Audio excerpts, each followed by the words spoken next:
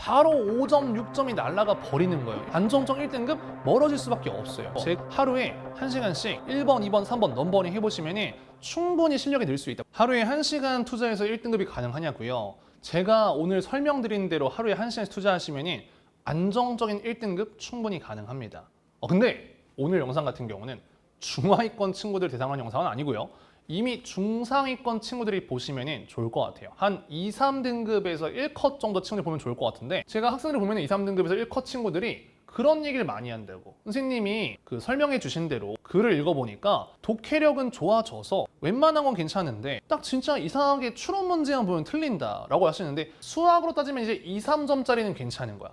근데 4점짜리 어려운 4점 막히는 건 똑같은 건데, 제가 이제 20살 때부터 대학생 때 수능 국어 과외만 한 3자릿수 하고 강사 경력 한 7년 차인데 꽤 많은 친구들을 봤거든요. 그럼 이제 어떤 것들이 보이냐면은, 이 독해력도 물론 굉장히 중요하긴 하지만 안정적인 1등급이 되려면은 결국엔 문제 해결 능력, 보기 문제, 추론 문제를 잘 풀어야 된다. 그렇죠? 근데 딱 2, 3등급에서 1컷 정도면은 거기서 막힌다는 거예요. 어떻게 하면 좀 보기 문제 잘 풀 수 있을까? 어떻게 하면 내가 추론 문제를 안 틀릴 수 있을까? 그거에 대한 얘기를 조금 해보려고 합니다. 학생들을 보면은 이런 보기 문제를 딱 봤을 때 어떻게 푸냐면, 우리 보긴 봐요. 뭔가 표시를 하긴 해.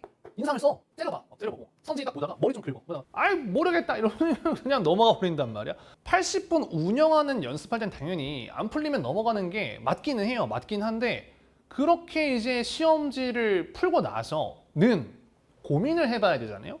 근데 고민을 안 한다는 거야. 이게 보기 문제를 너무 버리는 거에 익숙해져 있으면은 수능에서도 보기 문제를 맞힐 수가 없는 거죠. 이 보기 문제 같은 경우는, 추론 문제 같은 경우는 제일 중요한 게 일단은 버리지 않는 게 제일 중요합니다. 이런 시험지 여백에다가 내가 직접 해설을 써보는 게 굉장히 중요합니다. 그런데 그 해설을 뭐 어떻게 쓰라는 거냐? 구체적으로 알려줘라. 이렇게 생각하실 수 있잖아요. 그래서 구체적인 방법 말씀드리겠습니다. 핵심은 뭐냐? 바로 넘버링입니다. 뭔 넘버링을 하냐? 첫 번째는 뭐냐면요, 이 주어진 조건을 정리하는 거예요. 나에게 주어진 조건이 무엇이냐? 보기에 물론 이런저런 얘기가 있지만 제일 눈에 띄는 거는 이거란 말이에요. A국 통화에 대한 B국 통화, C국 통화 확률은 각각 50%, 30% 하락했다. 오케이. 일단 주어진 조건. A국의 통화에 대한 B국 통화의 확률이 50% 하락했다. 50%가 하락. 그 다음에 이제 뭐냐? C국의 확률은 30%가 하락했다는 거죠. 이렇게 써보는 거야. 주어진 이 조건이 뭘까를 써보는 거고요. 두 번째 순서가 뭐냐면은, 결국엔 그래서 나한테 물어보는 게 뭘까? 이 보기에서 그러면 이제 환율의 하락을 썼거든요. 물어보는 지점이 뭐냐? 즉, 환율이 변하면 무슨 일이 생기는 건지를 물어보고 싶은 거겠죠. 그래서 이 지점에서 한번 지문으로 돌아가서요, 이게 환율에 대한 언급이 뭐라고 나와 있는지를 보시면 좋습니다. 그죠? 그래서 환율에 대한 언급이 뭐라고 나와 있는지 봤어. 지문을 봤더니 달러화에 대한 타국 통화의 환율을 하락시켜서 가치를 올린다. 오케이. 그러면은 환율을 이렇게 B국 환율이 하락하면은 얘가 가치가 뭔가 상승한다는 건데, 그러니까 환율 하락과 가치 상승의 이 관계를 가지고 뭔가 지금 문제를 만들었구나. 환율 하락과 가치 상승, 혹은 환율 상승과 가치 하락, 이 관계성에 대한 문제구나. 요걸 좀 알고 가셔야 돼. 중요한 거는 눈으로만 보시면 안 되고요, 이렇게 여백에다가 반드시 써보는 단계가 필요합니다. 마지막 세 번째가 뭐겠어요? 이제 선지에서 생각을 전개해 보는 거죠. 자, 4번 선지만 볼게요. 뭐라 써있냐면은 A국 통화에 대한 B국과 C국 통화의 환율이 하락했거든요. 그러면은 B국에 대한 C국의 경상수지가 개선되었냐고 물어봤네요. 그래. 환율이 하락했는데 경상수지를 물어봤단 말이에요. 환율이 하락하고 가치가 오를 때 경상수지는 어떻게 됨? 이게 이제 구체적인 물어보는 포인트라고 생각할 수가 있겠네요. 근데 이 문제가 유명한 이유가, 경상수지와 환율의 관계를 내가 알아야만 문제를 풀 수 있다라고 생각하시는 분들이 많은데 그렇지 않거든요. 지문에 있으니까 물어봤겠죠. 지문에 있으니까. 자, 지문에 뭐라 써 있냐면은 경상수지 언급 나와 있단 말이에요. 다 설명하진 않겠습니다. 필요한 것만 볼게요.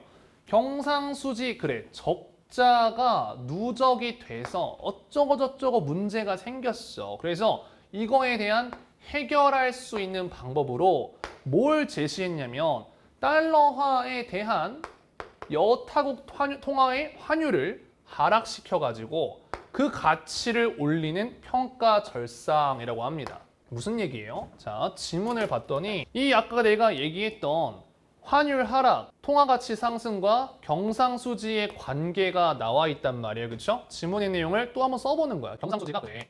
적자가 누적됐을 때 해결할 수 있는 방법은 타국의 이렇게 환율을 하락시켜서 타국 통화의 가치를 올리면은 되겠네요. 그렇죠?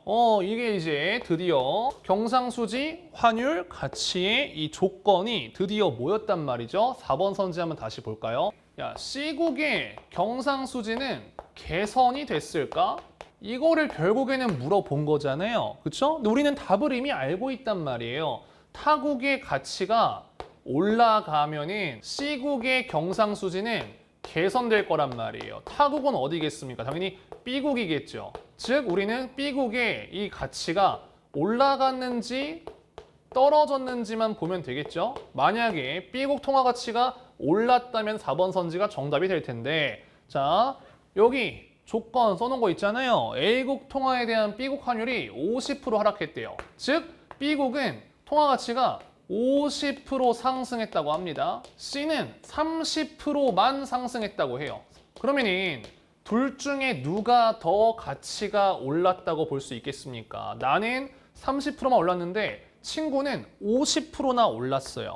그럼 당연히 나에 비해서 친구가 가치가 더 많이 올랐다고 볼 수 있겠네요. 그죠? C국이 개선되려면 B국의 가치가 올라야 되는 거잖아. 미국의 적자가 경상수지가 누적됐을 때는 타국의 가치를 올려야 된다. C국이 적자를 그럼 개선하려면 누적되는 상황이라면 B국의 가치를 올려야 된다. 근데 B국의 가치가 올랐잖아, 나보다. 그럼 뭐야? 4번 선지가 정답이 되겠죠. 물론 배경 지식이 있으면 훨씬 더 쉽게 풀 수 있기는 하지만 제가 지금 설명드리는 이 문제 해결 전략 연습 같은 경우는 거의 그러니까 모든 보기 문제, 추론 문제에서 써먹을 수가 있다는 거예요. 주어진 조건 정리한다, 물어보는 지점 써본다, 선지 가지고 전개해본다. 물론 중간중간 적절하게 지문으로 이제 돌아가면서 생각해 볼 필요가 있겠죠. 자, 흔히 보기 문제를 되게 버리는 걸 전략으로 삼는 친구분들이 많은데 요새는 또 보기 문제가 물론 어렵긴 해도 가장 어려운 문제로 출제가 되고 있지는 않아요. 그러다 보니 보기 문제를 함부로 버려버리면 보기 문제 플러스 알파까지 틀릴 수 있단 말이에요. 그러면 그냥 바로 5점, 6점이 날아가 버리는 거예요. 1등급, 안정적 1등급 멀어질 수밖에 없어요. 제가 말씀드린 대로 하루에 1시간씩 이런 보기 문제를 내가 생각을 써보는 연습을 하시면 1번, 2번, 3번 넘버링 해보시면 충분히 실력이 늘 수 있다. 물론 이런 기출문제 같은 경우는 이미 너무 다 답이 기억이 나실 테니 사설 모의고사 괜찮습니다. 실무도 괜찮아요. 실무 보기 문제 어려운데 연습하기에 좋거든요. 그래서 하루에 일정 시간 투자하셔서 안정적인 1등급 맞으실 수 있으면 좋겠습니다. 김강민 수능국어였습니다. 고생하셨습니다.